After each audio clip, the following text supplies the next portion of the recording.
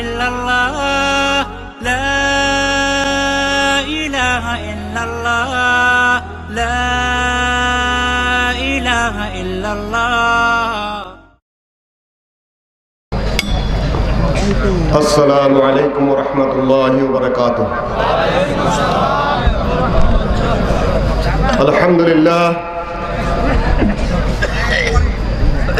والصلاة والسلام على رسول الله ومن والاه ومن دعا بدعوته إلى يوم القيامة. أما بعد فأعوذ بالله من الشيطان الرجيم. قل إن كنتم تحبون الله فاتبعوني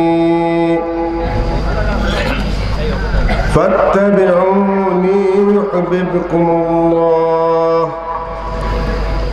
ويغفر لكم ذنوبكم والله غفور رحيم. قل أطيعوا الله والرسول قل أطيعوا الله والرسول فإن تولوا فإن الله لا يحب الكافرين. منفعت بھی ایک ہے اس قوم کی نقصان بھی ایک ہی دین بھی اللہ بھی ایمان بھی ایک حرم پاک بھی ایک ہے नबी भी कुरान भी एक कुछ बड़ी बात थी होते जो मुसलमान भी एक बार সম্মানিত সভাপতি সাহেব, বন্ধুবর শেখ মনিরউদ্দিন, ওলামায়ে কেরামের মধ্যে বিশিষ্ট বক্তা আমার বন্ধু শেখ আব্দুল মান্নান, সুললিত কণ্ঠের অধিকারী পিস টিভির আলোচক বন্ধুবর শেখ জাহাঙ্গীর আলম, মাঝখানে আমার সফর সঙ্গী জাহাঙ্গীরনগর ইউনিভার্সিটির ইংরেজি বিভাগের মাস্টার্সের ছাত্র তৌহিদ আলোচনা করেছে। রাজশাহী থেকে ছাত্রদের মধ্যে একটি শিল্পী গোষ্ঠী এসেছিল, তারাও বোধহয় কিছু ইসলামী সঙ্গীত পরিবেশন করেছেন। আগে দেন নেই। আচ্ছা, এবং মাঝে আরো যারা আলোচনা করেছেন তাদেরকে ধন্যবাদ জানিয়ে এবং আজকের এই খুলনায় প্লাটিনাম মাঠ নাকি এটা প্লাটিনাম শ্রমিক ময়দানে এই বিশাল দ্বীনি জলসার ইন্তেজামিয়া কমিটির সদস্যবৃন্দ, প্রশাসনিক কর্মকর্তা যারা এখানে রয়েছেন এবং এই মাহফিল বাস্তবায়নের জন্য যারা সহযোগিতা করেছেন এবং স্থানীয়ভাবে এবং দূর থেকে যারা এসেছেন, সমবয়স্ক বন্ধুবর্গ, বয়োকনিষ্ঠ স্নেহাস্পদ বয়োজ্যেষ্ঠ মুরব্বিয়ান, মা ও বোনেরা, আমি শুনতে পেরেছি যে এখানে নাকি অনেক বাধা বিপত্তি, অনেক আলোচনা পর্যালোচনার পরে অনেক ঝড় ঝঞ্ঝা পাড়ি দিয়ে নাকি এই মাহফিল বাস্তবায়ন করতে হচ্ছে। স্থানীয় নেতৃবৃন্দ যারা সহযোগিতা করেছেন, দেশের প্রশাসন, পুলিশ বিভাগের লোকেরা যারা সহযোগিতা করেছেন, তাদেরকে বিশেষভাবে ধন্যবাদ জানাই। বিশেষভাবে তাদের জন্য দোয়া করছি, আল্লাহ পাক তাদেরকে যেন প্রত্যেকটি দিনে মাহফিল বাস্তবায়ন করার জন্য সহযোগিতার তৌফিক দান করেন। সবাই বলুন আমিন। আশ্চর্যজনকভাবে হলো সত্য, আমরা আহলে হাদিসরা কোনো দিন কোনো মাহফিলে হামলা করেছি? সাতক্ষীরায় ধরেন কমপক্ষে 50-50 আহলে হাদিস, চরমোনাইয়ে নাকি আপনার চাঁপাইনবাবগঞ্জে 55% আহলে হাদিস পুরা ডিস্ট্রিক্টে, বগুড়ায় 40 থেকে 45% আহলে হাদিস, ঢাকার দক্ষিণের মেয়র স্বয়ং সাইদ খোকন, আহলুল হাদিস। তার বাবা মেয়র হানিফ সাহেব আহলে হাদিস। মেয়র হানিফ সাহেবের শ্বশুর মাজেদ সর্দার, যাকে সরকার খুব ভালোভাবে সম্মান করতেন, যার নামে ঢাকায় রোডও আছে মাজেদ সর্দার, আহলুল হাদিস।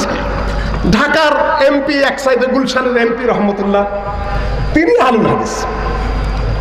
এবং লিটন সাহেব রাজশাহীর মেয়র, আহলুল হাদিস। তার বাবা 4 জাতীয় নেতার এক নেতা কামরুজ্জামান সাহেব, শেখ সাহেবের স্বরাষ্ট্রমন্ত্রী, তিনি আহলুল হাদিস। রাজশাহীর জামে মসজিদ এবং ঈদগাহ একটা তাদের দেওয়া।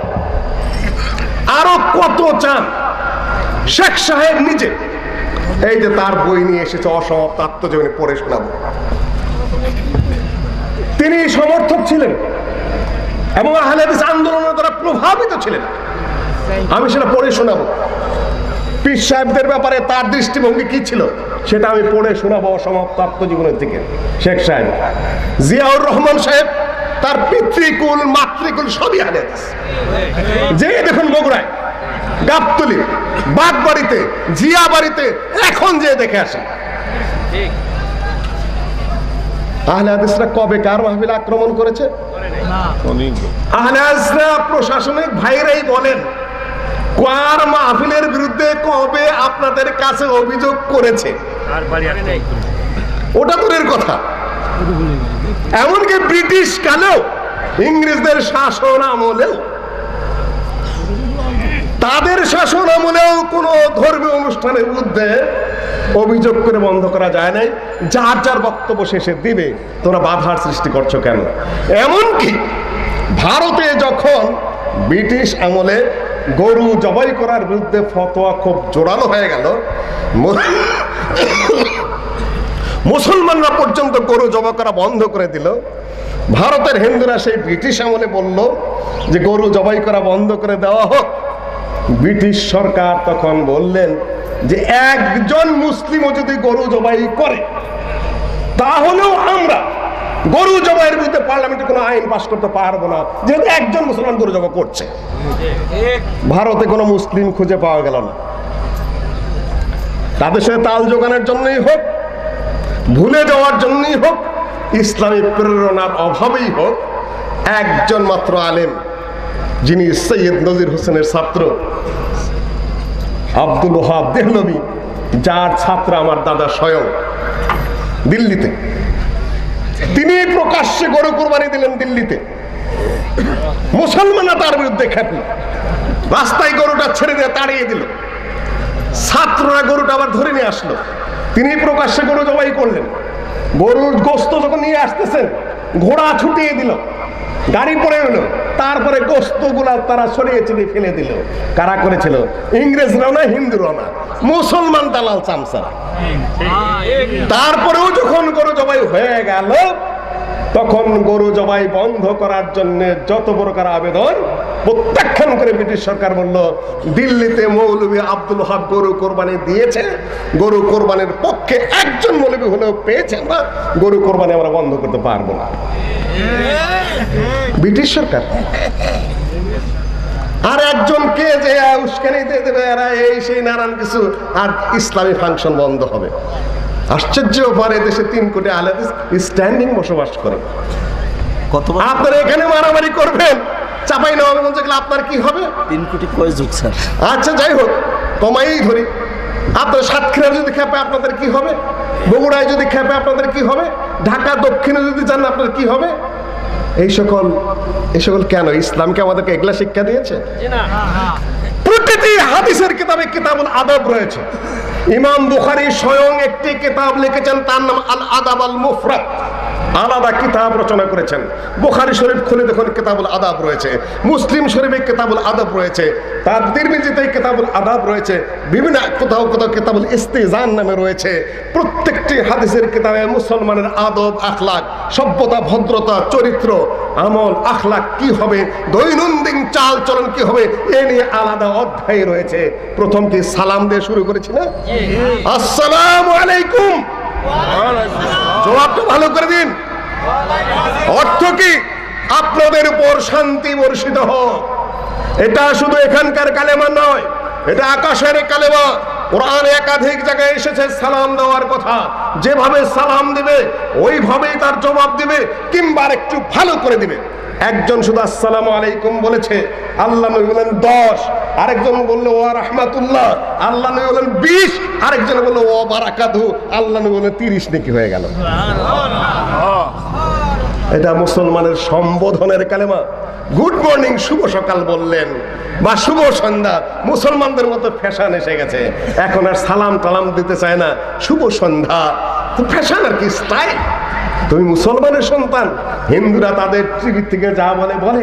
আমি তো হিন্দি খবর শুনতাম যখন, সভি শ্রোতাও কো নমস্তে, নমস্কার দিয়ে বিবিসি শুরু করে হিন্দি ভাষায়। আর তুমি মুসলমানের সন্তান, তুমি টিভিতে উপস্থাপন করো, তুমি শান্তির কালাম দেওয়া শুরু করতে পারো না, তুমি শুভ সন্ধ্যা শুভ সকাল শুরু করে দিয়েছ। সংস্কৃতির আমদানি। হ্যালো দিয়ে শুরু করি। হ্যালো, হ্যালো কে? হ্যালো, মোবাইলকে আবিষ্কার, ফোনকে আবিষ্কার করেছে। হ্যাঁ, ফোনকে আবিষ্কার করেছে। বিদ্যুৎ, মেঘের থেকে যে বিদ্যুৎ, বেঞ্জামিন ফ্রাঙ্কলিন, বিজ্ঞানের ছাত্র নাই নাকি এখানে? Radio, Marconi. তারপর ফোন কে? Graham Bell. গ্রাহাম বেল আবিষ্কার করে ওই দিকে তার প্রিয়াকে দিল, তার নাম হলো হ্যালো। এই দিক থেকে ফোন আবিষ্কার করা বলে হ্যালো, তার প্রিয়াকে সম্বোধন করে বলেছে। সেই যে হ্যালো চললো, এখন বাপও হ্যালো, মাও হ্যালো, বোনও হ্যালো, দাদাও হ্যালো, সবই প্রিয়া হয়ে গেছে। প্রচলন তারা ঘটিয়ে দিয়েছে। আজকে কি বার? হ্যাঁ, শুক্র মানে কি? শুক্র অর্থ কি? নারী পুরুষের মিলনে যে বীর্য স্খলিত হয় সেটা শুক্র। শুক্রবার মুসলমানের বার হলে যা নুদিয়া লিসসালাতে মিন ইয়াউমিল জুমআতি ফাসআউ ইলা যিকরিল্লাহ। কি সেটা? ইয়াউমুল জুমআ। বীর্য বীর্য করতেই আছে। শুক্র মানে কি? কিন্তু মুসলমান তাদের সংস্কৃতি, তাদের ভাষা, তাদের সব ভুলে গেছে। যাই হোক, আসসালামু আলাইকুম ওয়া রাহমাতুল্লাহ, শান্তির কালেমা, শান্তির কালেমা।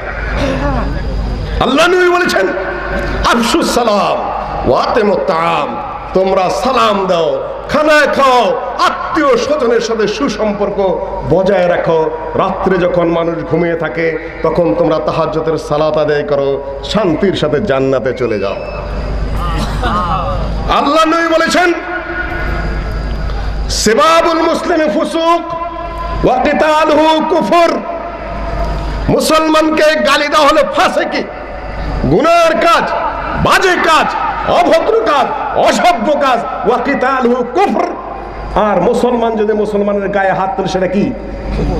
কুফরি, সেটা হলো কুফরি।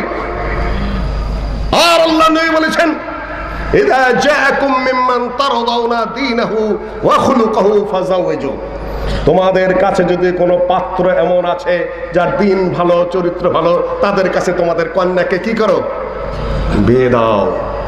আমার ভাইয়েরা প্রচার করছেন যে আহলে হাদিসদেরকে সালাম দেওয়া যাবে না, তাদেরকে গালি দিতে হবে, তাদের সাথে বিয়া শাদী চলবে না। হাদিসের কোন জায়গায় আমল করলেন ভাইয়েরা? হাদিসের কোন জায়গায় আমল করলেন? আর তারপরে কুফরি ফতোয়ার চোটে তো বাঁচেনি না। সহিহ বুখারী মুসলিমের হাদিস, একজন যদি আরেকজনকে কাফের বলে তাহলে দুইজনের একজনকে অবশ্যই কাফের হতে হবে। যে বলে সে কাফের হবে, তাহলে যাকে বলে সে কাফের। এই কুফরির ফতোয়া কোথায় পেলেন? এই যে ইমাম আবু হানিফা রাহিমাহুল্লাহর কিতাব আমার কাছে, এই কিতাবের নাম কি? আল ফিকহুল আকবার। আর শরাকে লিখছেন মোল্লা আলী কারি হানাফি। কিতাবটা ব্যাগে তুলতে ভুলে গেছি। ইমাম আবু জাফর তাহাবি হানাফি, তার আকীদা তাহাবিয়া, তার শরা লিখছেন ইবনে আবিল ইজ আল হানাফি, যে আকীদার কিতাব সৌদি আরবের বিশ্ববিদ্যালয় সমূহতে পাঠ্য। ইমাম আবু হানিফা রাহিমাহুল্লাহ বলছেন আসলুত তাওহীদ ওমা ইয়াসিহুল ইতিকাদু আলাইহি ওমা ইয়াজিবু আন ইয়াকুলা আমানতু বিল্লাহি ওয়া মালাইকাতিহি ওয়া কুতুবিহি ওয়া রুসুলিহি। তারপরে 58 পৃষ্ঠায় লিখতেছেন, আমি বই পুস্তক এই জন্যই দেখাচ্ছি যে আপনারা কোন মাযহাব ফলো করেন আমি জানি না। আমি নিজে আকীদার দিক থেকে হানাফি। আমি মুসলিউদ্দিন হানাফি মাযহাবের আকীদা যা ইমাম আবু হানিফা বলেছেন, যে ব্যাখ্যা মোল্লা আলী কারি দাঁড় করিয়েছেন, যে কিতাব ইমাম আবু জাফর তাহাবি হানাফি লিখেছেন, এবং ইবনে সাদরুদ্দিন ইবনে আবিল ইজ আল হানাফি আকীদার যে ব্যাখ্যা লিখেছেন, সেই ব্যাখ্যা বিশ্লেষণে আমি মুসলিউদ্দিন হানাফি। আসুন, কে তার বিরুদ্ধে কথা বলার শক্তি রাখেন? কথাটা একটু অন্যভাবে বললাম আর কি, দৃষ্টি আকর্ষণের জন্য। ইমাম আবু হানিফা বলছেন ওয়ালাহু ইয়াদুন ওয়া ওয়াজহুন, যারা বিরোধিতা করেন তারা ভালো করে দেখে নিন যদি আপনারা সত্যিকার পক্ষে হানাফি হয়ে থাকেন। আর যদি হানাফি মাযহাবের নাম নিয়ে খামাকা গন্ডগোল করেন, আপনারা হানাফিও না কিছু না, হাওয়াপন্থী। ওয়ালাহু ইয়াদুন ওয়া ওয়াজহুন, আল্লাহর হাত আছে, আল্লাহর মুখ আছে, ওয়া নাফসুন, তার আত্মা আছে, কামা যাকারাহুল্লাহু তাআলা ফিল কুরআন, যেমন আল্লাহ পাক কোরআনে কারিমে উল্লেখ করেছেন। ফামা যাকারাহুল্লাহু তাআলা ফিল কুরআন, আল্লাহ পাক যা কিছু উল্লেখ করেছেন কোরআনে কারিমে, মিন যিকরিল ওয়াজহে, মুখ প্রসঙ্গে, হাত প্রসঙ্গে, নাফস প্রসঙ্গে, ফাহুয়া লাহু সিফাত, এ সবই আল্লাহর গুণ। বিলা কাইফ, কিন্তু কেমন তা বলা যাবে না। ওয়ালা ইউকাল, বলা যাবে না ইন্না ইয়াদাহু কুদরাতুহু আও নি'মাতুহু, আল্লাহর হাত হলো আল্লাহর নেয়ামত কিংবা আল্লাহর কুদরত। লিআন্না ফি ইবতালিল সিফাত, হাতকে কুদরত বা নেয়ামত বললে আল্লাহর সিফাতকে বাতিল করে দেওয়া হবে। ওয়া হুয়া কাউল আহলিল কদর, এটা হলো কদরিয়াদের মত, ওয়াল ইতিজাল মুতাজিলাদের মত। ওয়ালাকিন ইয়াদহু সিফাতুহু, আল্লাহর হাত তার গুণ, বিলা কাইফ, কেমন তা বলা যাবে না। কার কথা? ইমাম আবু হানিফা রাহিমাহুল্লাহ তার নিজের লেখা। তাহলে শেখ আব্দুর রউফের বাড়িতে আপনারা আক্রমণ করলেন কার ফতোয়ায়? কার ফতোয়ায় আক্রমণ করলেন? না, আপনারা কথা বলবেন না, শুনেন। আমি দৃষ্টি আকর্ষণ করছি, গায়ের জোরে গোয়ার হওয়া যায়, গায়ের জোরে গুরু হওয়া যায় না।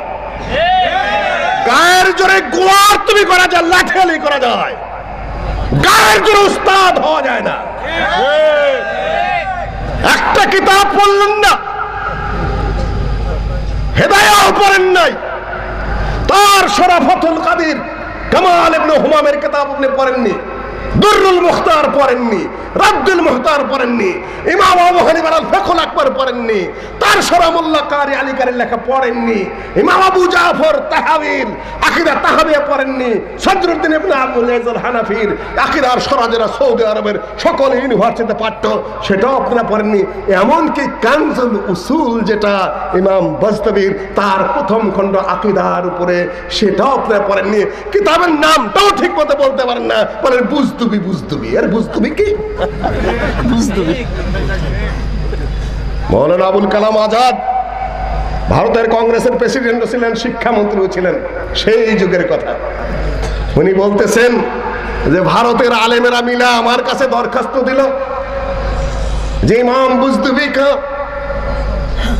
ও जो किताब है কাশফুল আসরার, ইমাম বুজদুবির যে কাশফুল আসরার, সেটা পাঠ্য করা হোক।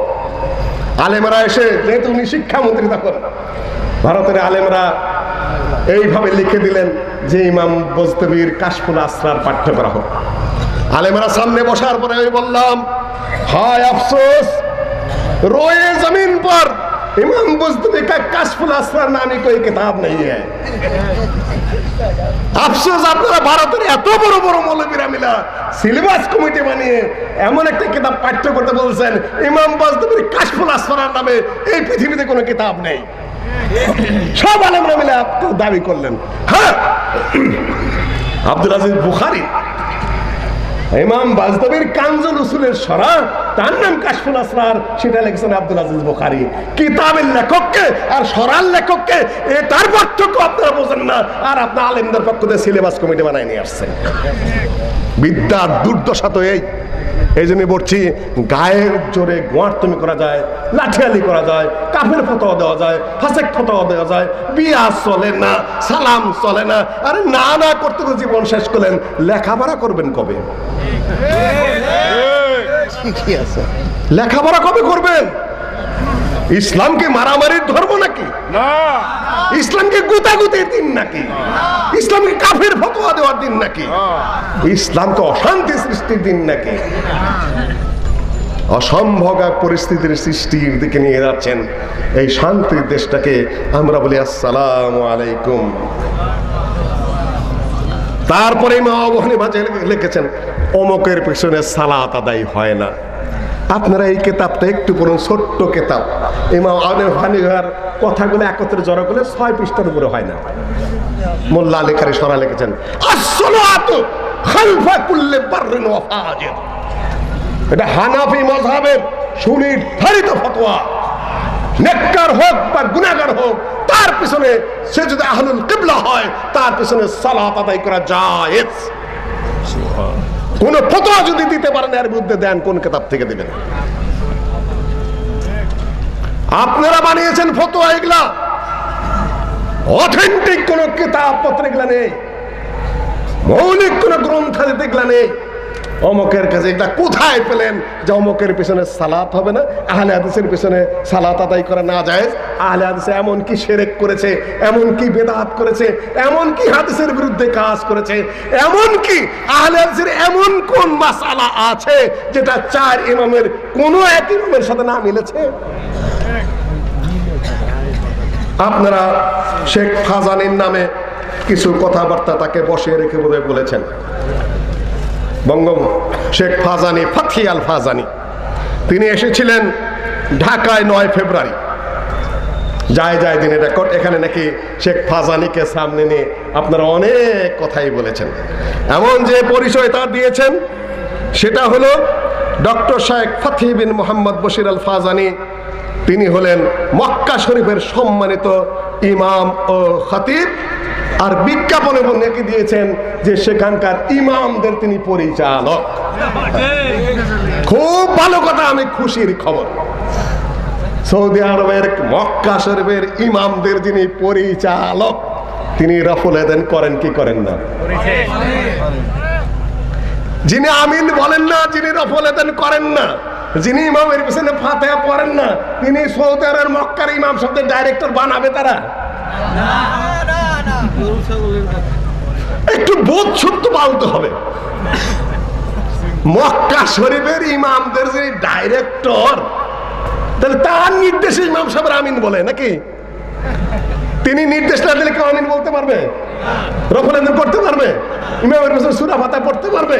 কাবার ঘরের ইমাম সাহেবেরা, কাবার ইমাম সাহেব, মক্কার মসজিদের ইমামরা আমিন জোরে বলে কিনা? রফুল এদেন করে কিনা? ইমামের সূরা ফাতিহা পড়ে কিনা? তাহলে সেটা ডাইরেক্টর সাহেবের নির্দেশ ছাড়া করে? তা আপনাদের জনি যাকে আপনারা পেশ করছেন, তার নির্দেশে আমিন বলা হয়, তাহলে আমাদের সাথে আপনাদের শত্রুতা কেন? কাবা শরীফ ইমামরা যা করে আমরাও তাই করি।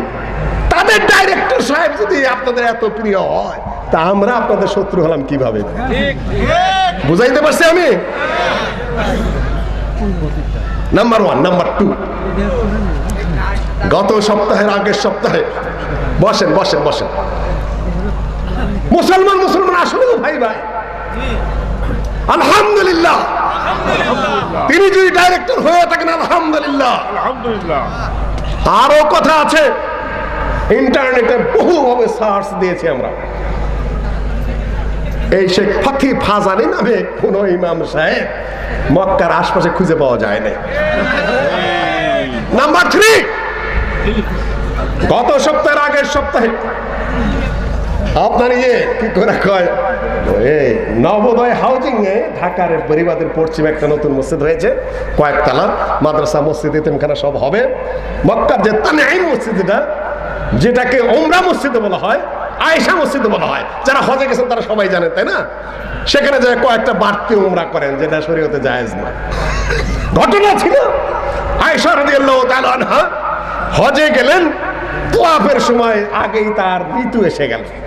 তিনি কান্না শুরু করে দিলেন। কান্না দেখে আল্লাহ নবী জিজ্ঞাসা করলেন, আহা নাফেস্তে, কি তোমার কি অসুস্থতা হয়ে গেছে, এই জন্য কান্নাকাটি করছো? কই সবাই কাবার ঘর জিয়ারত করলো, এসে আমি পারলাম না তো কান্নাকাটি করবো না তো কি করব?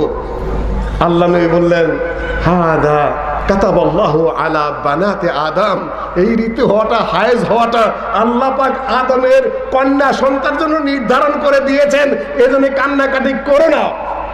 ইফআলি মা ইয়াফআলুল হাজ, হাজিরা যা করে তার সবই তুমি করো, গায়রা আন তাতুফি বিল বাইত, কিন্তু কাবার তোয়াফটা করতে পারবে না।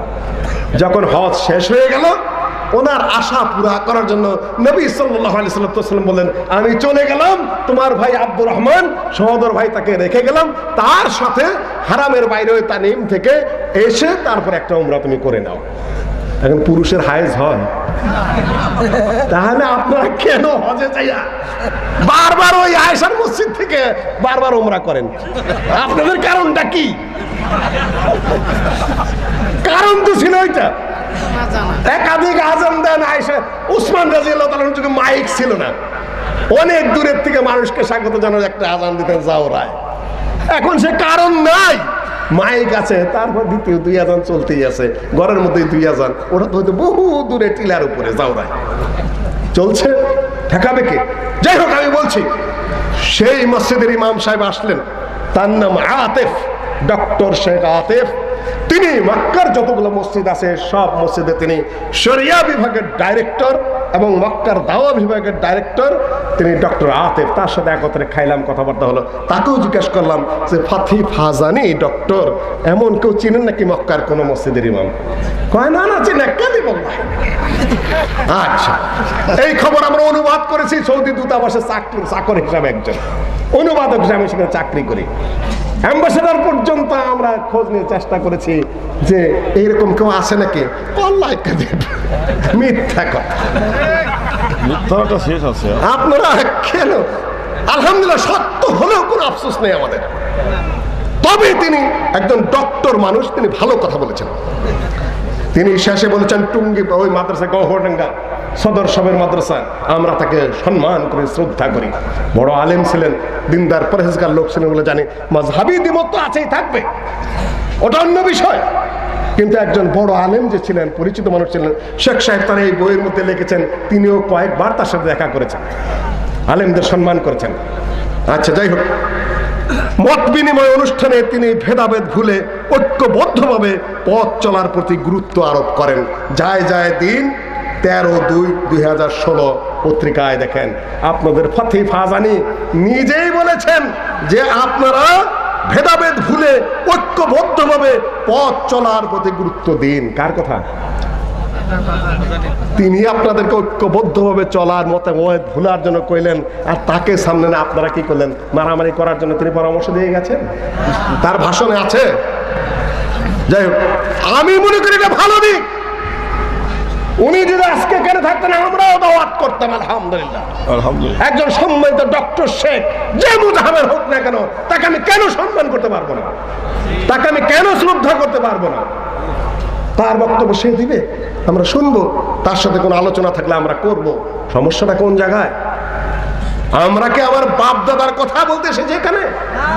আমার সমস্যাটা কি? নাজরান থেকে আসলো খ্রিস্টানরা নবী সাল্লাল্লাহু আলাইহি সাল্লামের সাথে আলোচনার জন্য। নবী তাদের দলনেতা ছিল আব্দুল মাসিহ, মানে মাসির বান্দা। আরো গ্রুপের সাথে আল্লাহ নবী টক করলেন, কথাবার্তা বললেন যে তোমরা কি চাও, তোমরা কি করো? তারা জবাব দিলেন, আল্লাহ নবীকে জিজ্ঞাসা করলেন, তুমি কি করো, আপনি কি করেন? যে আমি এক আল্লাহর ইবাদতের কথা বলি, এক সালাতের কথা বলি, শুদ্ধ আকীদার কথা বলি। আমরাও তো তাই মানি যে না, তোমরা ঠিক মতে মানো না কেন? তোমরা ক্রুশ, ত্রিশূল যেটা, শুল যেটা, সেটা তোমরা পূজা করো। তোমরা সুর হালাল করে নিয়েছো, ঈসা আলাইহিস সালাম আল্লাহর পুত্র বলে মনে করো। তাহলে তো হয় না। যে তাহলে কি? তারা বলছে, হে মুহাম্মদ, আপনি কি চান আমরা আপনার ইবাদত করি? নবী মুহাম্মদ সাল্লাল্লাহু আলাইহি সাল্লাম বললেন, নো নো নো, এটা আল্লাহর পক্ষ থেকে নিষিদ্ধ। যাকে আল্লাহ পাক বলেছেন, কাউকে যদি আল্লাহ পাক নবুয়ত দেন এবং হুকুম দেন, আইয়ুদিয়াহুল্লাহু হুকমা ওয়ান নবুওয়া সুম্মা ইয়াকুলু লিন-নাসি কুনু ইবাদাল্লি, কোন নবীর জন্য এটা শোভনীয় নয় যে আল্লাহকে বাদ দিয়ে বলবে যে তোমরা আমার ইবাদত করো। আমি যত বড় হুজুর হই, যত বড় মৌলবী হই, যত বড় মুফতি হই, কণ্ঠস্বর আমার যতই সুন্দর হোক না কেন, বক্তব্য যতই ওজস্বিনী হোক না কেন, পাগড়ি আমার যতই লম্বা হোক না কেন, চেহারা যতই জল জল করে জ্বলুক না কেন, যত লক্ষ লক্ষ মুরিদ আমার থাক না কেন, আমি কি বলতে পারি যে তোমরা আমার ইত্তেবা করো? No, never. কোন নবী বলতে পারে না তোমরা আল্লাহকে বাদ দিয়ে আমার ইবাদত করো। কোন হুজুর বলতে পারে না যে আল্লাহ নবীর সুন্নতকে বাদ দিয়ে, তার পথ বাদ দিয়ে তোমরা আমার ইত্তেবা করো। No, never. কোথা থেকে এগুলা? সম্মানিত ভাই বোনেরা, কাজেই আরো সুখবর আছে আলহামদুলিল্লাহ। আলহামদুলিল্লাহ। চরমনায়ের পীর সাহেব সৌদি আরব গিয়েছিলেন, আলহামদুলিল্লাহ। আলহামদুলিল্লাহ। ভালো কথা, আমরা কোনোদিন হিংসার বাণী ছড়াই না। ঠিক। তিনি অ্যারেস্ট হয়েছিলেন। অ্যারেস্ট হওয়ার কারণ ছিল এইটা, আমি দীর্ঘদিন সৌদি আরবে লেখাপড়া করেছি, প্রত্যেক দেশেরই তার নিজস্ব আইন কানুন আছে। আপনি যদি হজ উমরায় যান কিংবা উমরার ভিসা নিয়ে আপনি রিয়াদে যেতে পারবেন না, পারমিশন নাই। কিছু সংখ্যক অতি উৎসাহী ভক্ত তাকে মিসগাইড করে অন্য শহরে নিয়ে গেছে।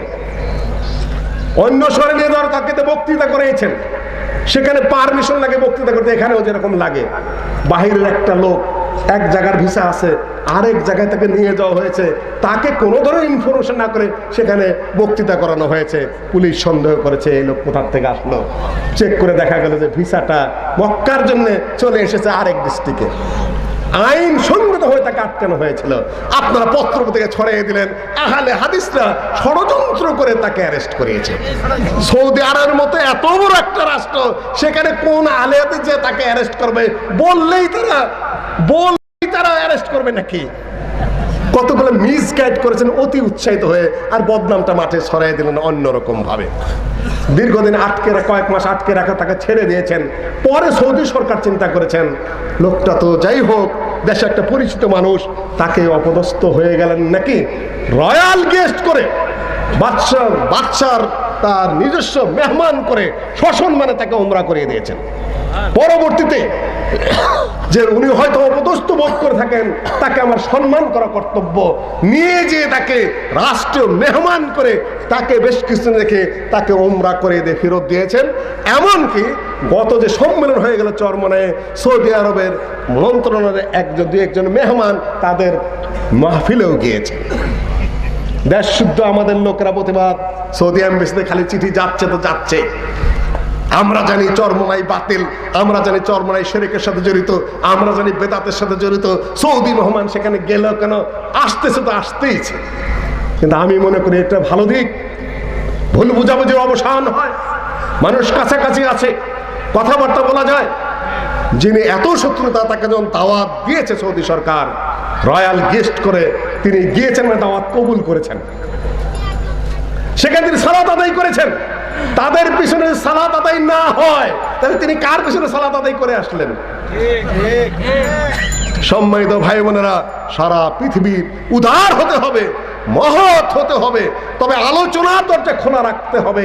সত্য কথা যা ইমাম আবু হানিফা রাহিমাহুল্লাহ যা লিখেছেন, ইমাম আবু ইউসুফ যা লিখেছেন, ইমাম মুহাম্মদ যা লিখেছেন, ইমাম জুফার যা লিখেছেন, এমনকি আরো কথা বলি আপনাদের কাছে কিছু।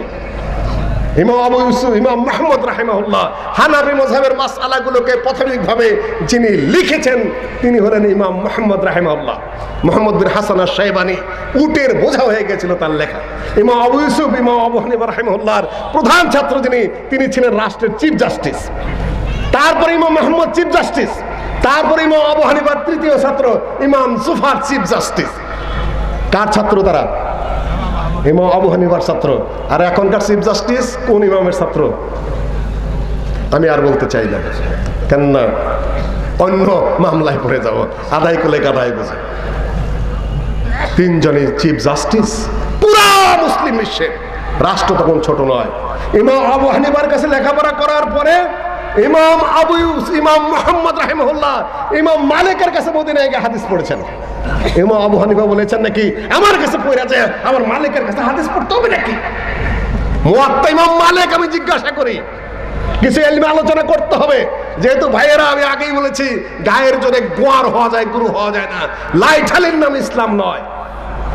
কিতাব পড়তে হবে, আপনাকে জানতে হবে, বুঝতে হবে।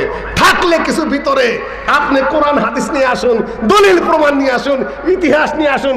দররে মাররে এগুলো মস্তানের কাম, গুন্ডার কাম, এটা বাজে লোকের কাজ। আলেম হবেন, মাথায় টুপি থাকবে, পাগড়ি থাকবে, সুন্নতি লিবাস থাকবে, আর বলো অরে মারো, অরে ধরো, প্রশাসন খোঁচায় দেবেন, ওখানে বন্ধ করো। আরে হোয়াট ইজ দিস ক্যারেক্টার? দেখো ইসলামিক চরিত্র কোথায় পেলেন আপনারা? আসুন, এখানে আসুন, এই চেয়ার ছেড়ে দেয় আপনাদেরকে বসতে দেবো। আসুন ইমাম সাহেব, আসেন, চেয়ারে বসেন, এখানে কোনো আপত্তি নেই আমাদের। ওয়ালিল্লাহিল হামদ। ওহাবি ওহাবি বলে গালি দিতে দিতে দিতে দিতে আপনাদের মুখে ফেনা উঠে গেছে।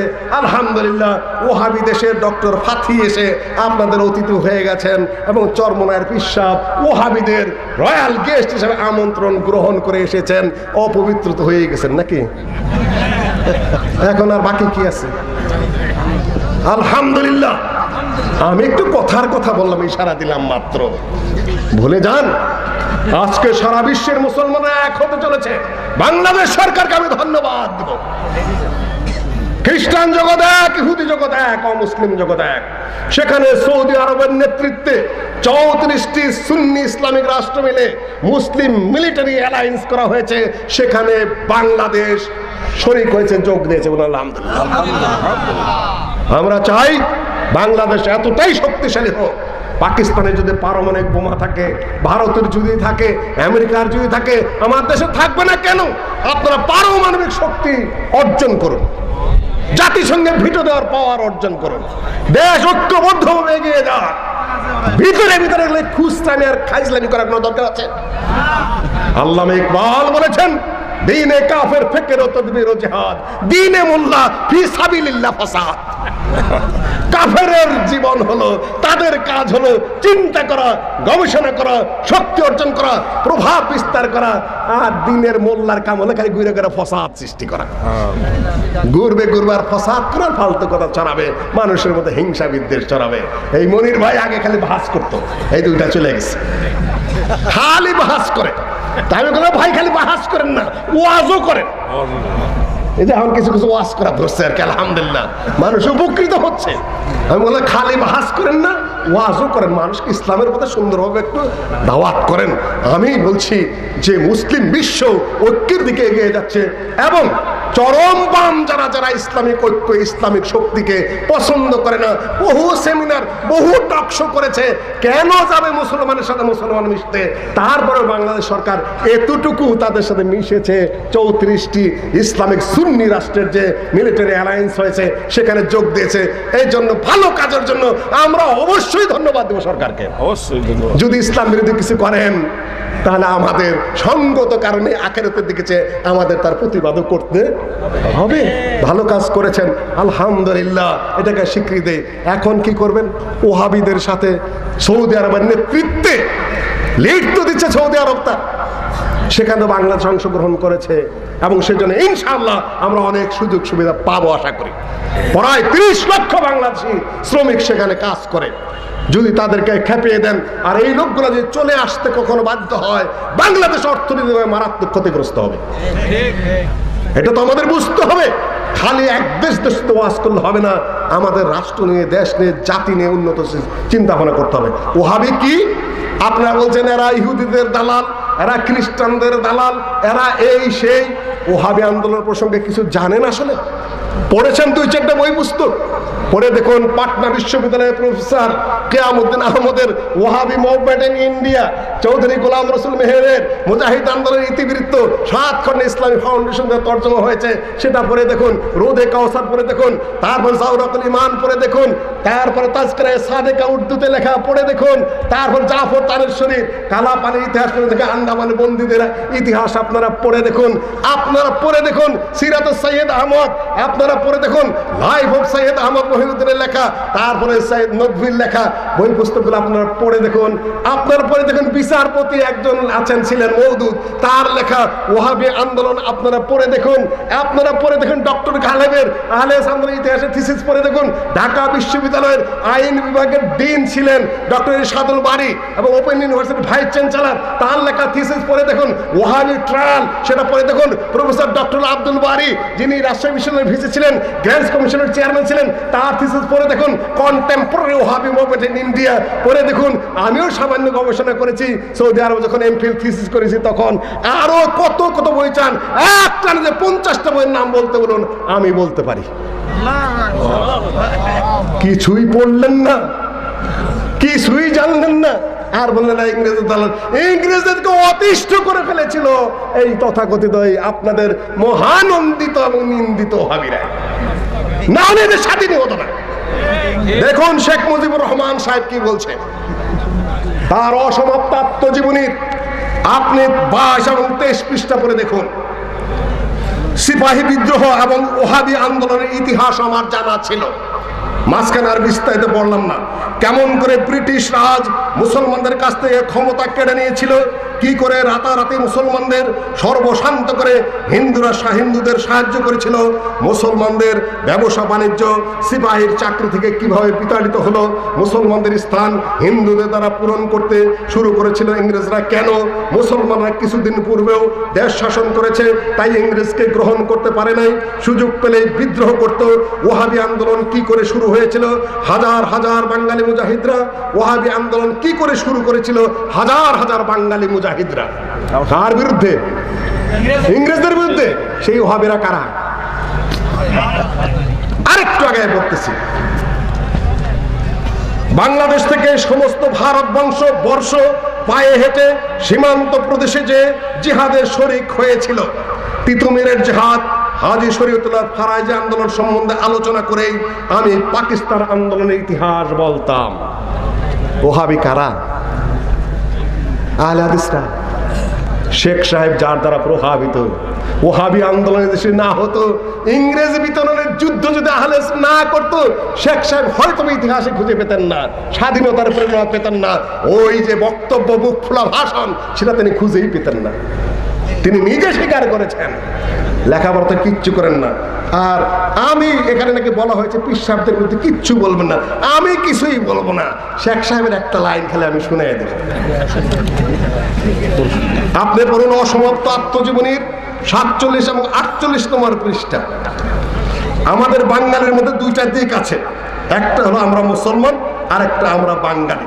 পরশ্রীকাতরতা এবং বিশ্বাসঘাতকতা আমাদের রক্তের মধ্যে রয়েছে। তারপরে একটু আগে তিনি বলতেছেন, অনেক সময় দেখা গেছে একজন অশিক্ষিত লোক, লম্বা কাপড়, সুন্দর চেহারা, ভালো দাড়ি, সামান্য আরবি ফার্সি বলতে পারে, বাংলাদেশে এসে পীর হয়ে গেছে। বাঙালি হাজার হাজার টাকা দিয়ে একটু দোয়া পাওয়ার লোভে ভালো তাকে পয়সা পাতি দিচ্ছে আর কি।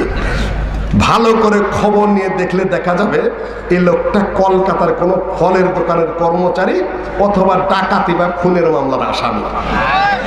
অন্ধ কুসংস্কার ও অলৌকিক বিশ্বাসও বাঙালির দুঃখের আরেকটা কারণ। কোথায় যাবেন?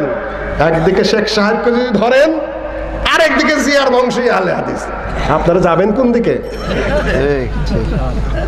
আজকে আমি এই সকল কথাবার্তা আপনাদের দৃষ্টি আকর্ষণ এই জন্যই করছি, শান্ত হন, ক্ষান্ত হন, লেখাপড়া করুন, জানার চেষ্টা করুন। উইলিয়াম হান্টার, এই যে ইহুদি খ্রিস্টানদের দালাল বলছেন, এত মিথ্যা কথা বলার পরে মানুষের নিকি থাকে? এত হিংসা বিদ্বেষের পরে কামা তাকুলুল নার ওয়াল হাতামা, হিংসা মানুষের নেকি সওয়াব এমন ভাবে খেয়ে দেয় যেমন আগুন কাঠকে খেয়ে কয়লা এবং ছাই করে দেয়। অমূলক হিংসা বিদ্বেষ মিথ্যা প্রচারণা কেন করেন? কি নেকি হবে আখেরাতে আপনাদের আমি জানি না। সম্মানিত ভাইয়েরা, উইলিয়াম হান্টার লিখতেছে তৎকালীন যুগের রানীর স্ট্যাটিক্সের প্রধান মহারানী ভিক্টোরিয়ার, the presence of Wahabis in a district is standing menace to all classes. ওহাবিদের উপস্থিতি প্রতি ডিস্ট্রিক্টে একটা যেন সকল শ্রেণীর জন্য একটা বিপজ্জনক ব্যাপার।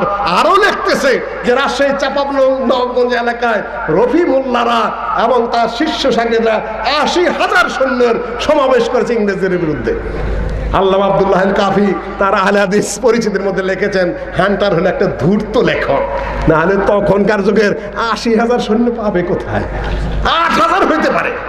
মানে মিথ্যা কথা প্রশাসনকে ইংরেজরা শিখিয়ে গেছে আর কি, কিভাবে মিথ্যা কথা বলতে হয়, কিভাবে রাজনৈতিক দলকে উস্কানি দিয়ে একটা ভয়ঙ্কর পরিবেশ সৃষ্টি করতে হয়। তখনকার যুগে ৮০,০০০ সৈন্য সমাবেশ করা সম্ভব। তবে দেশের আহলে হাদিসরা ইংরেজদেরকে অতিষ্ঠ করে ফেলেছিল। আমার দেখা রাজনীতির ৫০ বছর খুলে দেখুন আবুল মনসুর আহমদের, যিনি বর্তমান যার বিরুদ্ধে খুব মামলা চলছে, নাম কর মাহফুজা নাম, ডেইলি স্টারের সম্পাদক, তার বাবা, তার বাবা আহলে হাদিস ধানীখোলা, তার নানা শ্বশুর বা দাদা শ্বশুর আশিকুল্লাহ গাজী সাহেব স্বয়ং বালাকোটের যুদ্ধে অংশগ্রহণ করেছিলেন, গুলি লেগেছিল, এক ঠ্যাং ল্যাংড়ে হাঁটছেন। এটা আমার দেখা রাজনীতির ৫০ বছরের প্রথম পাতায় লিখেছেন রাজনীতির হাতে খড়ি অধ্যায়ে এই দেশের স্বাধীনতা আন্দোলনে আহলে হাদিসের অবদান নিয়ে তিনি লিখেছেন। তিনি ছিলেন হোল পাকিস্তানের ক্যাবিনেট মিনিস্টার, শেখ সাহেবের তার প্রাদেশিক মিনিস্টার ছিলেন তার সাথে। এবং সরওয়ার্দী সাহেব যখন বাইরে যেতেন কখনো প্রধানমন্ত্রী অবস্থায়, প্রধানমন্ত্রীর দায়িত্ব দিয়ে যেতেন আবুল মনসুর আহমদ সাহেবকে।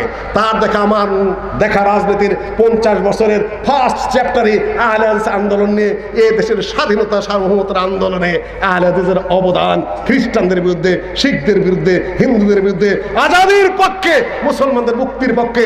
এই যে আমরা ভূখণ্ডটা আমাদের মধ্যে রয়েছে একটা স্বাধীন সার্বভৌম ভূখণ্ডে, আমরা মুসলিম হিসাবে শ্বাস কেটে জীবন যাপন করি। এই ভূখণ্ডের স্বাধীনতার মূল আন্দোলনে আহলে হাদিসের অবদানের কথা কোন শিক্ষিত, কোন জ্ঞানী যার ইতিহাস প্রসঙ্গে সামান্য ধারণা আছে তার অস্বীকার করার সামান্যতম অবকাশ নেই। বললেই হয় নাকি আপনি বালায় দিলে ইহুদির দালাল, খ্রিস্টান দালাল? দলিল কি? দলিল হলে জাকির নায়েক তাই পড়ে। দলিল হলো আহলে হাদিসরা সহ খ্রিস্টানদের দালাল, তার দলিল হলো জাকির নায়েক তাই পড়ে। জাহেজ একজন আরবি সাহিত্যিক, বিরাট আরবি সাহিত্যিক, তাই মুতাজিলা ছিলেন। তিনি বলছেন যে নীল নদের যোগ আছে সিন্ধু নদের সাথে। মিশরের নীল নদ আর সিন্ধু নদ হলে পাকিস্তানের এখান থেকে ২ নদীর সাথে নাকি যোগাযোগ আছে। নীল নদ কিন্তু উত্তর দিকে প্রবাহিত হয়, প্রশান্ত মহাসাগর উত্তর দিক দিয়ে এইভাবে ঘেরা হয়, প্রবাহিত হয়। সাগরের গতিপথ নিয়ে আমি আপনাদের সাথে আলোচনা করছি না। আমি বলছি নীল নদ হলে মিশরে, সিন্ধু হলে পাকিস্তানের ওইখানে। নীল নদের নাকি যোগাযোগ আছে সিন্ধু নদের সাথে। প্রশ্ন করলে আর দলিল কি? যার দলিল হলো সিন্ধু নদীতেও কুমির আছে, নীল নদীও কুমির আছে। আবু তাহের বর্ধমানী সাহেব একবার ওয়াজ করেছিলেন বেল হারাম, তার কারণ কি, দলিল কি? যে দলিল হলো মান তাসাব্বাহা বিকওমিন ফাহুয়া মিনহুম, যে যার সাথে মিল রাখে সে তাদেরই অন্তর্গত। বেলটাকে যদি দূরের থেকে আপনি লক্ষ্য করেন তাহলে মানুষের মাথার খুলির মতো দেখা যাবে। সুতরাং মানুষের মাথার খুলি খাওয়া যেরকম হারাম, বেল খাওয়াও হারাম। মান তাসাব্বাহা বিকওমিন ফাহুয়া মিনহুম। বেল যদি ভাঙেন দূরের থেকে দেখলে পায়খানার মতো দেখা যায়। সুতরাং পায়খানা খাওয়া হারাম, বেল খাওয়া হারাম। মান তাসাব্বাহা বিকওমিন ফাহুয়া মিনহুম।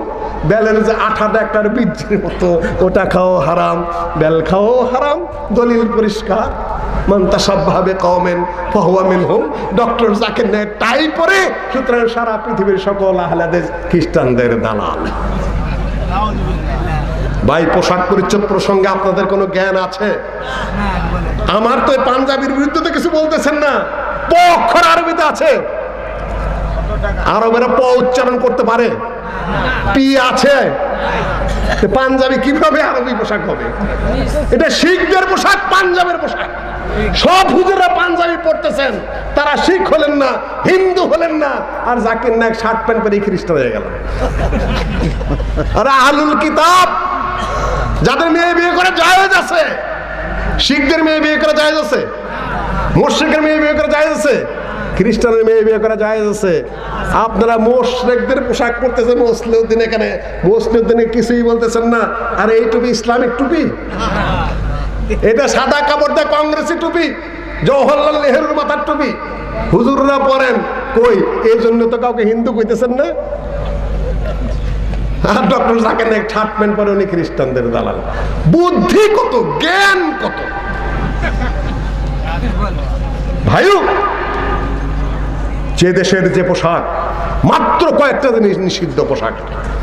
পুরুষ স্বর্ণরূপা পরবে না, রেশমি পোশাক গায়ে দিবে না, টাকনু থাকবে না, লাল পোশাক পরবে না, কয়েকটা বাদ দেয়া বাকি সবকে। অন্যের ধর্মের ধর্মীয় পোশাক পরবে না, বাকি সব কি? বাকি সব জায়েজ। কারণ এটা ইবাদত না, এটা পোশাক। হাজার প্রকারের পোশাক বানানো হবে, তার কয়টা আপনি নিষেধ করবেন? লক্ষ লক্ষ প্রকারের খাওয়া আছে, রান্না আছে পৃথিবীতে, কয়টা জায়েজের ফতোয়া দিবেন? না জায়েজ বাদ দিয়ে সব জায়েজ। কোরআনে আল্লাহ পাক বলেন, কুল তাআলাউ আতলু ইলাইকুম, তোমরা আসো, কয়েকটা জিনিস হারাম, ওই কয়টা আমি বলে দেব। মরা খাবা না, রক্ত খাবে না, ওমা উহিল্লা লিগাইরিল্লাহি বিহি, অন্য পীর ফকির দরবেশের নামে যদি কিছু জবাই করা হয়, ঠাকুরের নামে, মূর্তির নামে, সেটা খাবে না, ইত্যাদি ইত্যাদি বাদ দেয়া বাকি সব কি হালাল। প্রত্যেকটার পিছনে যে দলিল চান, 6 কিতাব তো দরস্তান, 6000 কিতাবে শেষ হবে না, কেন পৃথিবীর খাওয়ার শেষ নাই। কিন্তু ইবাদত দলিল থাকলে করতে পারবেন, না হলে না। বলবেন যে নিষেধ নাই সুতরাং জায়েজ, ইবাদতের ব্যাপারে এটা চলবে না। ইবাদত ফিক্সড, যা আছে তাই করতে হবে, তার বাইরে করতে পারবেন না। পোশাকের ব্যাপারে শুধু নিষেধ না থাকলেই জায়েজ। ব্যবসা বাণিজ্যের ক্ষেত্রে, রাজনীতি, অর্থনীতি, সমাজনীতির ক্ষেত্রে না নিষেধ না থাকলেই সেটা জায়েজ। আর ইবাদতের ক্ষেত্রে নিষেধ না থাকলে জায়েজ হবে না, দলিল থাকলে জায়েজ, না থাকলে সেটা কি জায়েজ, হারাম। দুটো তো এক জিনিস না। কায়দাটা শিখে নিন ভালো করে। গায়ের জোরে আর কত কাম। মূর্খ পাবলিক, সরল সহজ মানুষ, সেখানে একটা কিছু বলে চিৎকার তুলে দেন, আর সব বলে ঠিক ঠিক ব্যাঠিক ব্যাঠিক। আরে ভাই, ঠিক ব্যাঠিকের জায়গায় ধান খেত নাকি? সম্মানিত ভাই বোনেরা, আমি যা বলতে চাচ্ছি সেটা আমি মনের দুঃখে বলতেছি কথাগুলো। মুসলিম, গোটা মুসলিম জাতির অধঃপতনের দিকে বলছে। আমাদের আহলে হাদিস ভাইরাও অনেকেই কাফের কাফের বলেন। আমাকে বলতেছেন যে ওনারা যে ঘাড় মোছে করে, এই বেদাতের পিছনে নামাজ হয়। আচ্ছা, তারপরে ওনারা যে খালি কপাল মোছে করে নামাজ হয়। আমি সরাসরি উত্তর দিলাম না।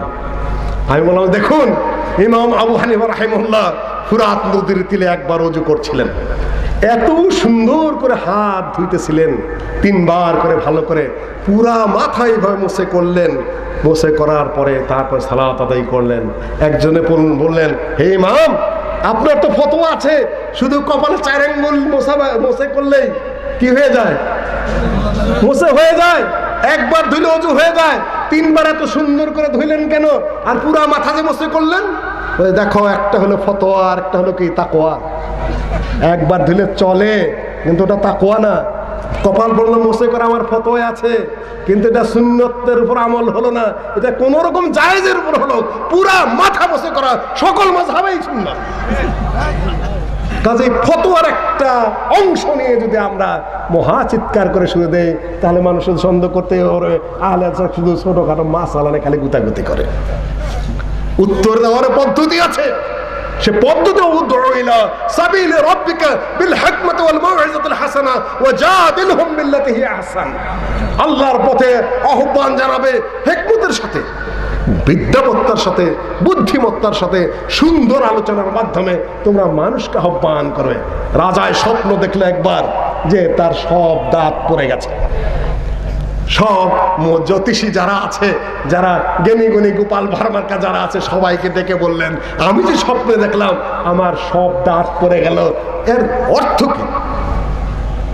প্রধানমন্ত্রী বলেন যে রাজামশাই, দুঃসংবাদ, আপনার খুব দ্রুত মৃত্যু হবে। আমার মৃত্যু নাকি? দাও ফাঁসি। নিয়ে দিল ফাঁসি। দ্বিতীয়টাকে জিজ্ঞাসা করছে কি হবে? যে রাজামশাই, আপনার মৃত্যু সংবাদ, এটা দাঁত পড়ে যাওয়া হলো মৃত্যু। আচ্ছা, এত বড় কথা নাকি? আত্মীয় স্বজনের মৃত্যু হবে, নিকট আত্মীয়ের মৃত্যু হবে, কিছু একটা হবে, আর এত বড় কথা ঘাড় কেটে দাও। একজন গোপাল ভাঁড়কে জিজ্ঞাসা করে, আমি একটু ভুল বলেছি আর কি, দাঁত পড়ে গেছে, কি হবে? যে আপনার আত্মীয়দের মৃত্যু হবে। তাই নাকি? আমার আত্মীয়ের মৃত্যু হবে, ঘাড় কেটে দাও। যাকে জিজ্ঞাসা করে আপনার আত্মীয়দের মৃত্যু হবে, ঘাড় কেটে দাও। আর একজনকে জিজ্ঞাসা করছে গোপাল ভাঁড় মার্কা, এই স্বপ্নের তাবির কি? বলে, রাজামশাই আপনি দীর্ঘায়ু হবেন, আত্মীয় স্বজনের মধ্যে সবচেয়ে বেশি দিন আপনি বাঁচবেন। রাজাকে তুমি ঠিক বলেছ, ঘটনা কিন্তু একটাই, কিন্তু কথা বলার মধ্যে স্টাইল পার্থক্য আছে। কাদিয়ানীদের সাথে বাহাস, শেরে পাঞ্জাব সানাউল্লাহ অমৃতসরী অল ইন্ডিয়া হালেদিস কনফারেন্সের প্রতিষ্ঠাতা সেক্রেটারি জেনারেল।